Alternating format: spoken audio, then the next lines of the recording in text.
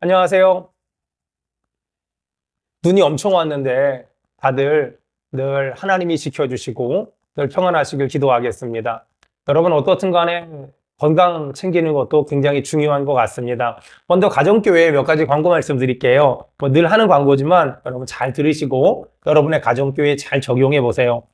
먼저 가정교회 그 모임 시간이 변경된 분들은 꼭 담당 목사님이나 가정교회 보고서나 아니면 제 아내한테 꼭 얘기해 주셔야 저희가 행정적으로 처리할 수 있으니까 꼭 참고해 주시기 바라고요. 가정교회 보고서 꼭 제출해 주시고 예외적으로 가정교회 보고서를 제출하지 못했는데 가정교회 식구들 중에 좀 중요한 일이 있으면 담당 목사님이나 제 아내한테 알려주시면 저한테 바로 보고 들어오니까 여러분 그렇게 알려주시기 바랍니다. 그리고 가정교회별로 후원할 것들 거의 다 정하셨을 텐데 만약에 아직 정하지 못한 분들은 저희 사단법인 보듬자리나 또 해외 선교부에 후원해 주시면 저희가 잘 흘려보내도록 하겠습니다.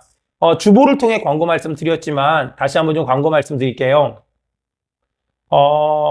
지금 매월 첫째 주 한 주간 동안 우리 목사님들이 돌아가면서 주제를 정해서 새벽에 설교하고 있습니다. 지금은 김승규 목사님 하나님의 손이란 제목으로 설교하고 있으니까 현장에서 영상으로 또 함께 해주시기 바라고, 또 가정교회 식구 중에 사업장 예배 원하시는 분들 건면하셔서 사업장 예배 할 수 있도록 해주시기 바랍니다.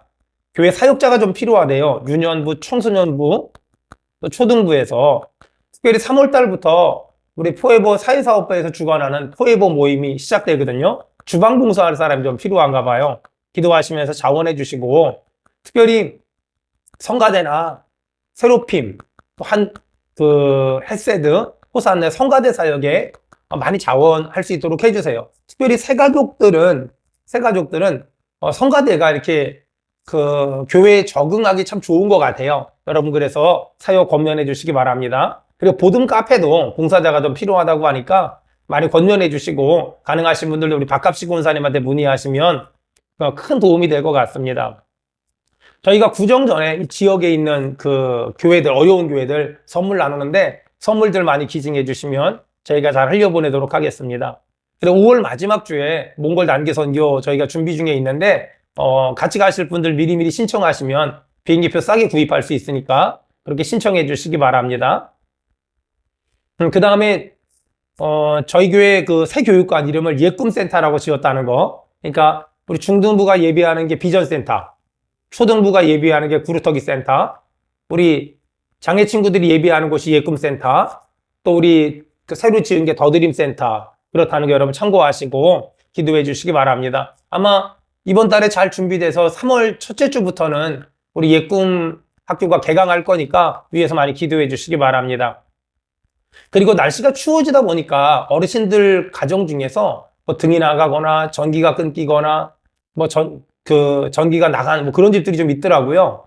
저희가 급하게 이렇게 좀 수리를 해드리는데요. 혹시라도 주변에 그런 집들이 있으면 교회 알려주시면 저희가 잘 섬기도록 그렇게 하겠습니다. 여러분 주변에 연약한 성도들 없는지 꼼꼼하게 잘 돌아봐 주시기 바래요. 그리고 마지막으로요. 저희 사단법인에서 지금 겨울 돌봄학교를 진행 중에 있습니다. 우리 정미라 권사님이 수고하는데 위에서 많이 또 기도해 주시기 바랍니다. 지난 주일날 또 설교 요약 제가 해드릴게요. 제가 설교 제목을 당신에게 예수님은 어떤 분입니까? 이런 제목으로 설교했는데, 사실 제가 뭐 부제를 정한다면 마지막으로 던지고 싶은 질문? 뭐 이렇게 정해도 될 것 같아요. 한 10년 됐나요? 제가 아주 존경하던 목사님이 춘천 근교에서 목회했는데, 서울에서 말씀 전하고 돌아가시다가 교통사고로 돌아가셨어요. 조문을 갔다 오는데 그런 생각이 들더라고요. 만약에 오늘이 내가 설교를 할 수 있는 마지막 날이라면 난 어떤 설교할까? 그런 생각을 하니까 굉장히 사람이 비장해지더라고요. 그렇잖아요? 우리가 뭐 젊다는 거, 좋은 직장이 있다는 거, 사업이 잘 된다는 거, 남들이 100세 시대야 라고 말하는 거, 그런 것들이 우리가 천년만년 살 거를 보장해 주진 않잖아요. 그래서 우리는 하나님이 언제 불러도 갈 준비를 하면서 살아야 되거든요. 스펄전 목사님이 그런 마음을 가지고 평생 사역하셨어요. 목사님이 40대부터 당시의 의학으로는 고칠 수 없는 불치병을 가지고 있었는데 어느 날 설교하려고 강대상에 딱 올라갔는데 그런 마음이 들더라는 거예요. 오늘이 내가 설교할 수 있는 마지막 날이라면. 그 생각을 하니까 갑자기 지난 일주일 동안 준비했던 설교는 하나도 기억이 안 나고 두 가지 얘기하고 싶더래요. 하나님의 아들 예수가 나 같은 죄인 살리기 위해 십자가에 죽으셨다는 거. 그리고 두 번째는 그 은혜로 내가 구원받았다는 거. 그래서 그날은 준비한 설교를 한 것이 아니라 오늘 내가 설교하는 마지막 날이라면 하고 싶은 두 가지 얘기를 했는데 정말 많이 본인 스스로 은혜를 받았다고. 그렇게 설교하고도 15년을 더 설교하셨는데 늘 마음에 오늘이 마지막이라면 그런 마음으로 설교하셨대요. 여러분, 저같이 설교하는 사람들이 오늘이 마지막 설교라면, 여러분처럼 설교를 듣는 사람들이 오늘이 마지막 설교를 듣는 말이라면 우리에게 필요한 건 이 두 가지 대답이에요. 나에게 예수님은 어떤 분일까? 그리고 나에겐 하나님의 자녀라는 내적인 증거가 있나? 이 질문을 누가 했냐면 그 독일의 모라비안 교도들이라고 굉장히 신실한 그 신앙 공동체가 있었거든요. 그들을 대표하는 사람이 스판겐베르크 목사님이었는데 이 스판겐베르크 목사님이 당시에 영국에서 신학 박사를 하고 미국으로 선교사로 간 지금 감리교를 만든 요한 웨슬리 목사님한테 물어봤어요. 당신에게 예수님은 어떤 분입니까? 그리고 당신이 하나님의 자녀라 내적 증거가 있습니까? 이 질문을 했는데 요한 웨슬리가 굉장히 어설프게 대답을 했나 봐요. 그랬더니 스판겐베르크 목사님이 막 다그치듯이 또 물어봤대. 당신에게 예수님은 누구냐고요? 당신은 하나님의 자녀라는 내적인 증거가 있냐고요? 이렇게 물어봤더니 요한 웨슬리가 막 땀만 삐질삐질 흘리면서 대답을 못했대요.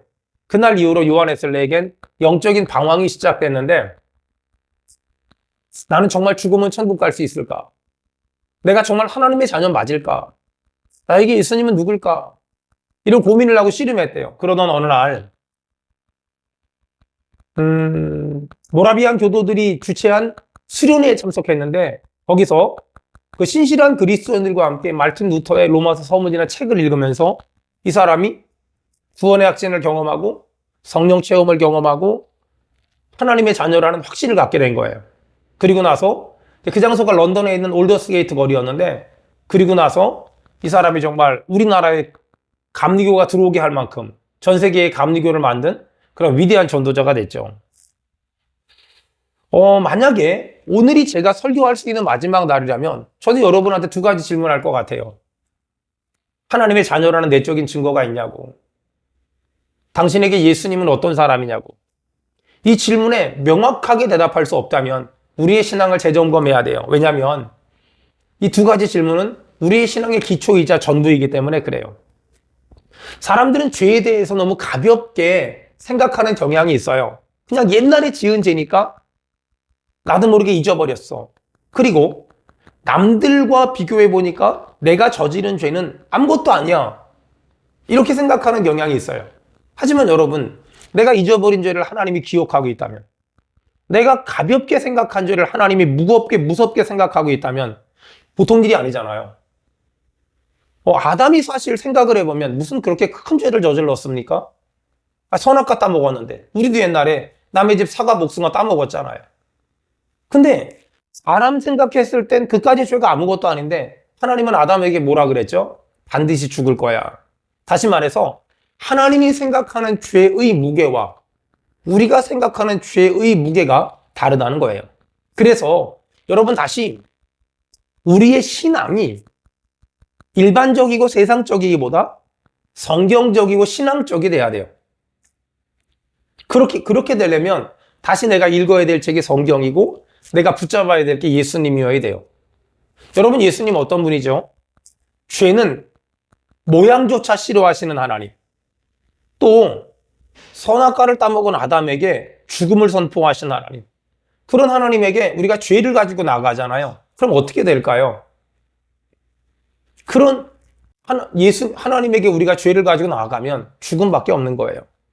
그런 의미에서 죄를 가지고는 절대 하나님 앞에 설 수 없거든요. 그렇다면 죄 문제를 해결받아야 되잖아요. 어떻게 해요? 인간의 열심이나 노력으로는 절대 해결받을 수 없어요. 마태복음 24장을 보니까 두 사람이 맷돌 갈다가 한 사람은 없어졌대요. 두 사람이 밭을 갈다가 한 사람은 없어졌대요. 그걸 신학자들은 50%의 구원이라 그러거든요.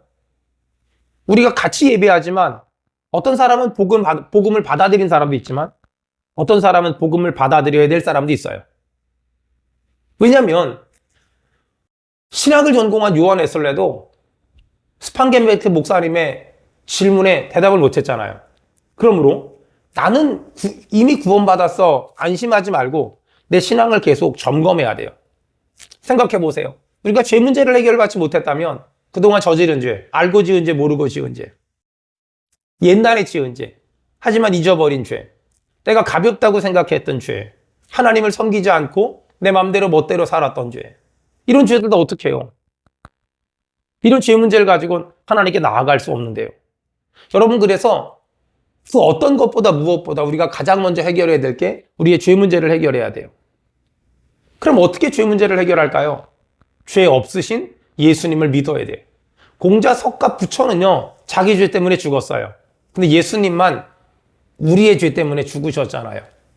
예수님은 죄를 범한 적이 없는 하나님의 아들임에도 불구하고 십자가에 못 박혀 죽으셨어요. 그분을 믿으면 성경은 멸망하지 않고 영생을 얻을 거라고 말씀하셨어요. 여러분, 예수님은요, 내가 과거에 저지른 죄, 현재에 저지른 죄를 용서하셨고 앞으로 저지를 죄도 용서하셨어요. 회개하기만 하면. 이 죄 문제는 인간의 노력이나 열심으로 해결 못하는데 하나님의 아들이 대신 해결해 주신 거예요. 우리가 죄를 지면 하나님은 그 죄를 향해서 하나님의 분노를 쏟아내시거든요. 근데 우리의 죄가 예수님에게 전가됐잖아요. 그러니까 하나님의 진노가 우리에게 오는 게 아니라 예수님께 가는 거예요. 그래서 나중에 우리가 하나님 앞에 가면 우리가 하나님 앞에 내놓을 건 예수밖에 없는 거예요. 내가 몇 년을 신앙생활 했다는 둥, 내가 얼마나 열심히 신앙생활 했다는 둥, 다 필요 없어요.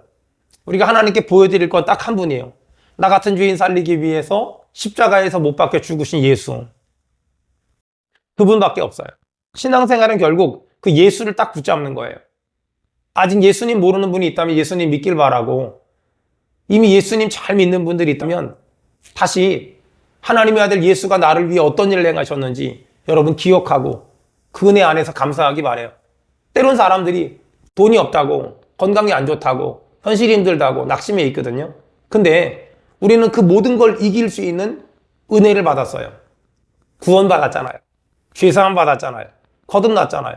하박국의 고백처럼 비록 무화과 나무에 열매가 없을지라도, 소출이 없을지라도, 외양간에 양이 없을지라도 우리가 기뻐할 수 있는 건 난 여호와로 즐거워하리. 난 여호와로 즐거워하리. 내가 받은 구원, 내가 받은 죄사함, 내가 받은 거듭남, 내가 받은 영생, 내가 받은 천국으로 인해서 여러분 다시 감사하길 축복합니다. 이번 한 주간도 승리하세요. 여러분의 가정교회가 늘 작은 천국 되기를 주의 이름으로 축복합니다. 감사합니다.